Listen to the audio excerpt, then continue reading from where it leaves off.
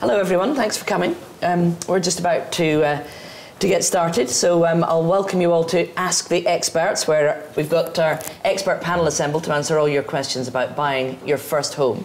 Let me introduce myself. My name's Sarah Smith. I'm a presenter on Channel 4 News, and I'm also their business correspondent, which means I do spend quite a lot of time covering the property market. It's a very big story at the moment, and one of the biggest issues that we're forever covering on the news is just how difficult it is for first-time buyers to get on the property ladder these days. As you probably know, that's why the government have introduced various schemes to help first-time buyers, like Help to Buy, but that's led some to worry that actually we're already inflating a property bubble in some parts of the country, and maybe now isn't a terribly good time to invest if property is overheating.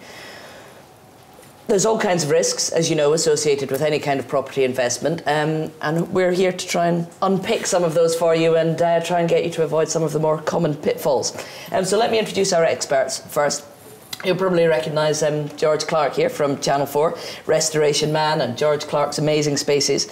You might not know, he's also the creative director of an architectural practice called George Clarke and Partners. They design and build award-winning projects throughout the UK and abroad, so he's got lots of practical experience to bring to this. Holly Thomas, beside me here, is an award-winning financial journalist who's written for the Sunday Times, the Daily and Sunday Express, and also Financial Times Business. She covers all areas of personal finance, and she specialises in property and investments. Beside her is Craig McKinlay, who is the mortgages director for Lloyds Banking Group. At the other end, we've got Miles Shipside. He is the commercial director at Rightmove, that's Britain's leading property website.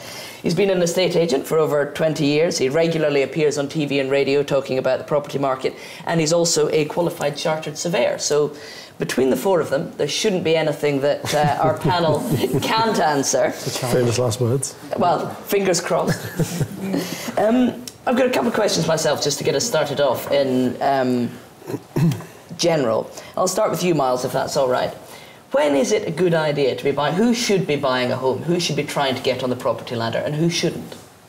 Well, depends on your personal circumstances. Renting versus buying, big question. You've got to work out the economics of it. Does renting suit your lifestyle? Do you want the responsibility of buying a house? Can you afford the deposit? If you're buying a property, you are best to look long-term. It's a major commitment. So if you think there's going to be a degree of fluidity with your job in terms of location, perhaps you're best to rent. But if you're looking to actually set down roots somewhere, then many people before you have decided to get onto the housing ladder and buy. It is something of a British obsession. Having said that, owner-occupier rates have been falling in recent years, and renting does suit some people's lifestyles, so very much a personal decision. Don't make it on purely financial grounds as well.